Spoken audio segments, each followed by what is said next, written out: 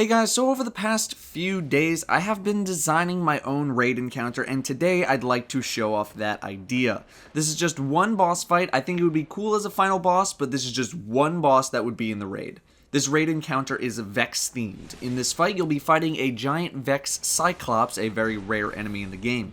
The room that you fight in is an open circle with no ledges to stand on, high ceilings, and high walls. The Cyclops is in the dead center of the room. There are 15 blocks of cover spread across the area to provide a little bit of cover from the random Vex enemies that will be spawning throughout the fight. The Cyclops has two attacks, Fixate and Psybeam. Fixate is where the Cyclops will lock onto a target and fire big blasts of energy at them, similar to how they attack in the game now. Fixate also boosts the damage of the player fixated by 100% against the Cyclops. You can use the cover to block its shots, but the cover can only take so much damage before it will break and become completely unusable. Cover will break when it's taken 3 shots from the Cyclops, so you should try and use cover only in emergency situations. The Cyclops should fire around 5 to 6 shots per Fixate. Fixate lasts 15 seconds, and then the Cyclops will change targets, taking about a second to start up and a couple of seconds to turn off and switch to a new target, making the whole process around 20 seconds. When a new target is selected, the message on the UI will read, "Boss fixates on player." Psybeam is the other Cyclops ability. The Cyclops will charge for 4 seconds, then shoot 2 constant, steady, wall-like laser beams that go in a circle clockwise around the room, which you would need to run away from.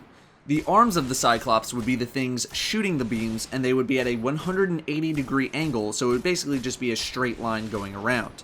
The beams are basically moving walls, high enough that you can't jump over them and thick enough that you can't blink through them, so you would need to run away.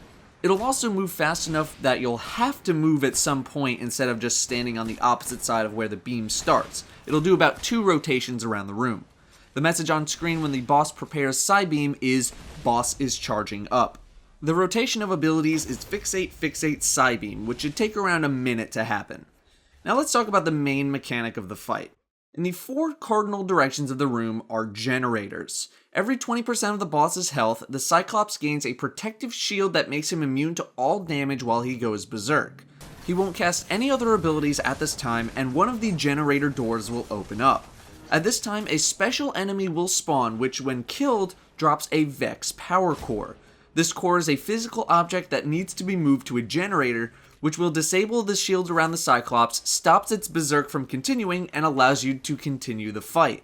The enemy that drops the core, a Praetorian, will spawn on the opposite side of the generator it's supposed to go in, so you'll need to walk across the room to the other side. When a person picks up the core, they'll literally be picking up an item like the Sword of Crota or the Relic, but the only thing they can do is walk with it. Picture Weight of Darkness at 10 stacks. They will also have a small circle around themselves, which I'll explain in a second. You need to push the core over to the generator. If done without any help, this should take around 30 to 45 seconds as you'll be walking incredibly slowly. To push the core along the ground faster, players must stand in the circle surrounding the player with the core. The more people standing in the circle, the faster the core moves. When you pick up the core, a randomly generated maze forms on the ground that you have to walk if you're part of the core walker team. This could be as many as everyone in the entire raid group. This maze would be an electric field on the ground that you would have to navigate. Walking into the field deals constant damage to you. You'd only be subject to the maze's damage if you are the person walking the core or you're in the light circle field assisting the core walker. So if you weren't walking the core, you could roam freely. This could be signified with a debuff if you're involved with the core or a buff if you're not involved with the core. Either one works, and we'll call it static charge. After the core is in place, the fight continues as normal, but since the Cyclops is hooked up to the generator, it'll gain power. As a result, all of these Cyclops abilities activate faster and deal more damage the more cores that are in place. For every core in place, the Cyclops will charge Psybeam half a second faster, and the energy blast from Fixate moves slightly quicker, and the amount of shots that happen per Fixate increases by 1. The Fixate Psybeam rotation starts up where it left off, so you need to be on your toes in case a Psybeam is the boss's first ability out of the core phase. Here's a grid of the boss's power gains as the fight progresses. To kill the boss will require a 5th core to be pushed directly onto the boss, which will overcharge it and cause it to explode. There is an enrage timer. On average, I'd like the fight to take around 1.5 minutes per 20% of the Cyclops' health, which would average out to around a 7.5 minute fight, let's say 8.5 minutes for the hard enrage. Hard mode would have the following base changes. The damage buff from being fixated would be decreased from 100% to 50%. The power core would not move as quickly along the ground, and there is also less cover. The next base change would be a change to fixate. Instead of normal blasts coming from the Cyclops, the blasts are now a laser beam which you need to run away from and which will leave an AoE in its wake, but it would still break cover in a similar manner. Each additional core means that this laser would track faster and more accurately. This AoE stays around until Lightning Field is cast or the boss hits a 20% health mark. So what is Lightning Field? Another base change would be the addition of Lightning Field. Lightning Field is a new hard mode only ability where the entire play area, not just the ground, will become electrified, dealing very high damage to anyone standing in it. While Lightning Field is being casted, 4 protective bubbles will spawn on the ground, which will shield you from the damage of Lightning Field. Lightning Field takes 4 seconds to activate, so you'll need to find a bubble within that time, and the bubbles spawn randomly in the area every time, but at least 1 bubble will spawn in each quadrant of the room, so hopefully you would never have 3 bubbles near each other and then just 1 on the opposite side of the room. Lightning Field stays around for 10 seconds, and the boss takes reduced damage during this time. The new ability rotation is now Fixate, Fixate, Psybeam, Fixate, Lightning Field, and will act the same as normal mode, in that when the boss comes back from being immune, the ability rotation starts up where it left off. Hard mode also has an additional phase after the 5th power core is placed. Instead of killing the boss, it would supercharge it. A panel would open up underneath the boss and come up from the ground to show that the Cyclops you've been fighting is actually just a head and is attached to a body, which would then start wandering around the room. All abilities would be disabled from the boss. He will simply attack targets at random, and no other enemies will spawn during this phase, but any enemies left alive before this phase starts will remain alive until killed. You'll need to target the power core on the boss to damage the boss. This is the only vulnerable location. All cover will be destroyed at this point as well. A cannon will also deploy from the ceiling, which will start spreading a lightning field across the entire playfield, giving you less and less space to move around until the floor is completely covered in electricity. This would serve as a soft enrage, and the entire floor will fill with electricity after about 2 minutes. To kill the boss, you'll need to bring down its health to 0. On average, this should take around 1.5 minutes. At 0 health, a 6th Praetorian would spawn, in which you would need to kill it and then push the core into the boss in order to destroy it. On top of hard mode, we have an optional challenge mode that you could activate if you wanted to. To activate this challenge, when the first Praetorian spawns, multiple generator doors will open up instead of just the one. Now, if you put the core in the correct generator, the one on the opposite side, then the fight continues as normal. But if you put it in the incorrect generator, this will transform the Cyclops into a corrupted Cyclops. Instead of being at full power when all 4 generators are active, it instantly gains full power, and you'll have to fight the boss at full power for the remaining 80% of its health. The corrupted Cyclops also has additional effects as follows. Fixate now targets 2 players at a time instead of 1. This is the laser beam fixate, therefore you will need to coordinate where players are running so you don't electrify the entire floor and have no room to run. Lightning Field now only generates 3 protective bubbles instead of 4, and charges 1 second faster. Those are all the mechanics and functions of the fight: normal mode, hard mode, challenge mode. So now I'd like to talk a little bit about the design process. I wanted to design a raid encounter that had a real sense of urgency and focusing on movement. The 2 final bosses we've fought so far are pretty static for the most part. Atheon, you had a casual stroll through an environment if you got teleported. Outside, you basically just stood on top of the blocks where the sync plates are. Crota, one person does a lot of moving, sure, but otherwise the group just kind of sticks to one spot. The Abyss encounter was good for movement, and so was Deathsinger, but I wanted to take it a step farther because with those movement fights, you're not really moving to deal with mechanics so much as you are moving to run away from enemies. I also love teamwork mechanics, which is why I like the power core mechanics so much. As I'll explain in a little bit, there used to be a lot more to it, but for the sake of simplicity, I took a lot of the stuff that used to be in the fight out. Fixate, Psybeam, and Lightning Field all create a sense of urgency and awareness to what's happening around you. Not paying attention or zoning out means death, and the entire fight requires a lot of concentration. There used to be zero cover in this room, but then I was faced with the reality that this is completely unreasonable. However, I didn't want cover to completely negate the effect of Fixate, as hiding behind cover the entire time is really boring, and I want to encourage more active play. Obviously, the amount of cover, the damage it can take, the speed and amount of Fixate blasts would need some refinement and tweaking, but the goal is to make sure that there's enough cover to protect you against enemies that would be spawning during the fight, but not enough where if you sat behind cover the entire fight, you would run out. Fixate gives the player affected a 100% damage buff to give them a risk-reward scenario. They could choose to play it safe by just running and staying alive, but by attacking, it's a high-risk, high-reward situation. This buff could be adjusted depending on how easy or difficult it is to dodge the energy blast or tracking beam, and of course we could adjust the speed of the boss's attacks. Psybeam I just think is a fun mechanic to play against. It's a fun team mechanic, and that's why the ability rotation starts up where it left off as opposed to starting back at the beginning. It's so you'd have to deal with Psybeam at some point as opposed to never having to deal with it if your DPS was fast enough. And I mean, you're fighting a Vex, they're pretty smart. Plus, it keeps you on your toes, making players have to remember where in the ability order they are, which makes the fight a little more active. Like I said, I'd want it to move fast enough where you couldn't just move to the other side of it as it was starting up to prevent people from just standing there. There used to only be one beam. This was increased to 2 to be able to rotate the beam at a rate where you'd have to move, but not at a rate that it would be impossible to sprint away from, and for a reasonable duration. I'm not going to have the Psybeam last 30 seconds. The power core mechanic used to have a lot more to it, but it was dramatically simplified.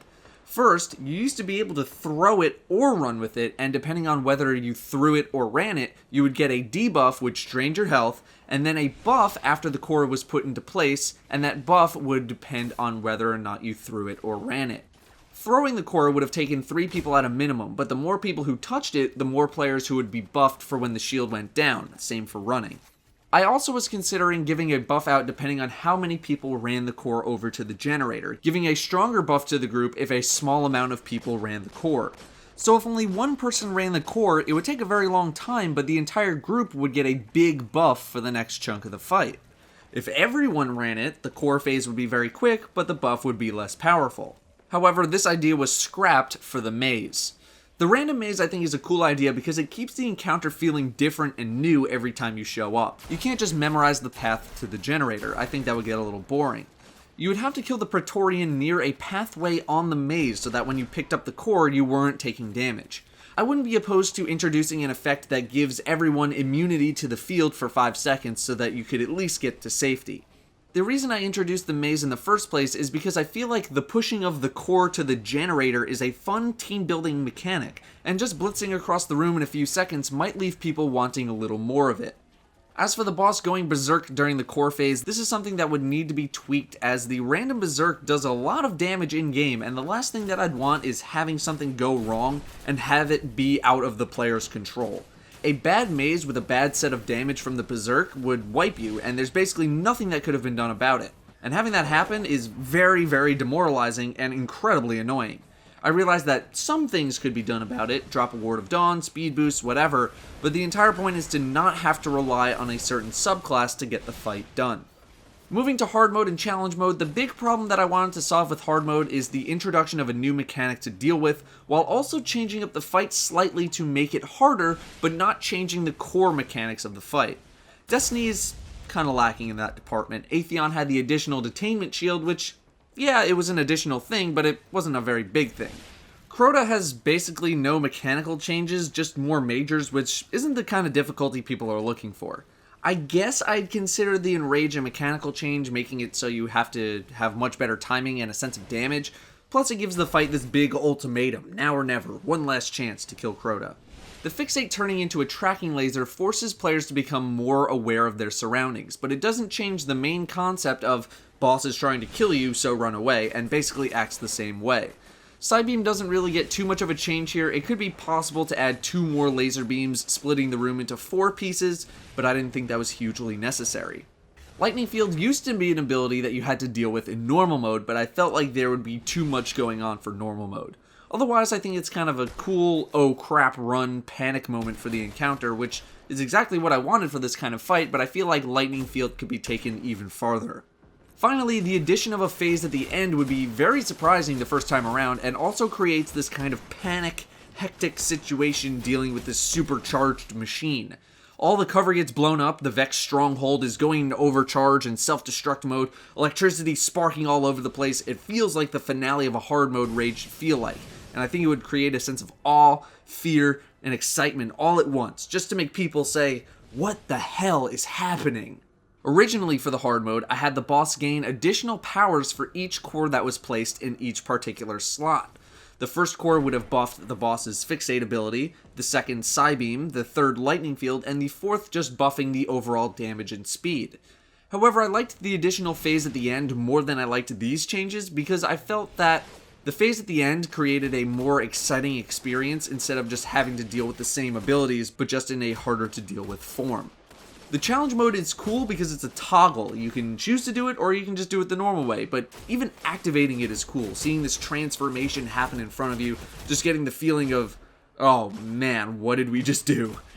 The challenge mode decisions as they stand now just seek to make the raid really hard. Fixate targets 2 people, deals even more damage, the boss goes into instant max power, everything is faster. It aims to just really push the raid encounter to its limit and pushing players to their limit as well. Originally for this challenge mode, I had all generator doors open, and each core would have had a unique effect on the fight depending on which generator it went into. However, this was scrapped for being too confusing and too overwhelming. This original challenge mode idea was influenced by MMO fights that had optional kill orders or optional objectives, stuff like the Bug Trio in Encourage, the Iron Council and Yogg Saron, both of Ulduar, both of those raids being World of Warcraft raids.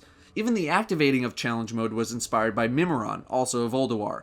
In some fights where there were multiple enemies to kill, killing them in certain orders made the fight easier or harder depending on that order, and if you did the more difficult order, you'd be rewarded with more or better loot. The biggest criticism I'm expecting is that there's too much going on. Right now I think it's just on the brink of being too much.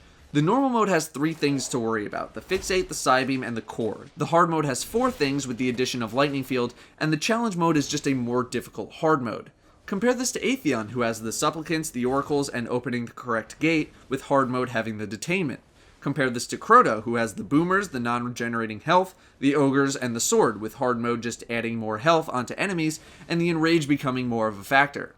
It has the same amount of stuff going on, but it's just that more stuff is happening at the same time as other stuff, as opposed to just doing one thing, then the next thing, then the next thing.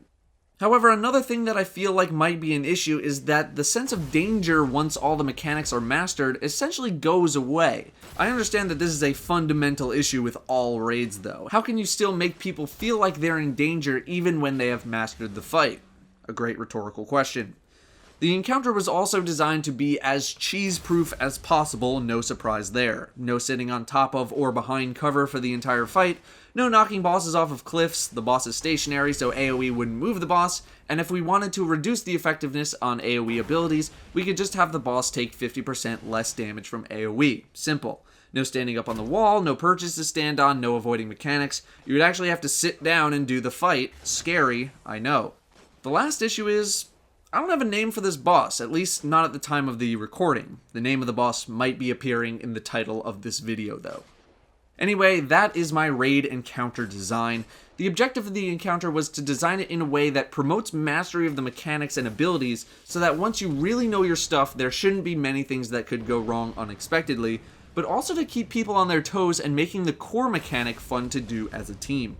The feeling that I want people to have is just a sense of urgency, with the hard mode really surprising people and the challenge mode just taking it to the next level. But let me know what you think. I'd like to design more raids in the future. This was a really fun project and I had a lot of fun making it. Thank you very much for watching, and I will see you next time.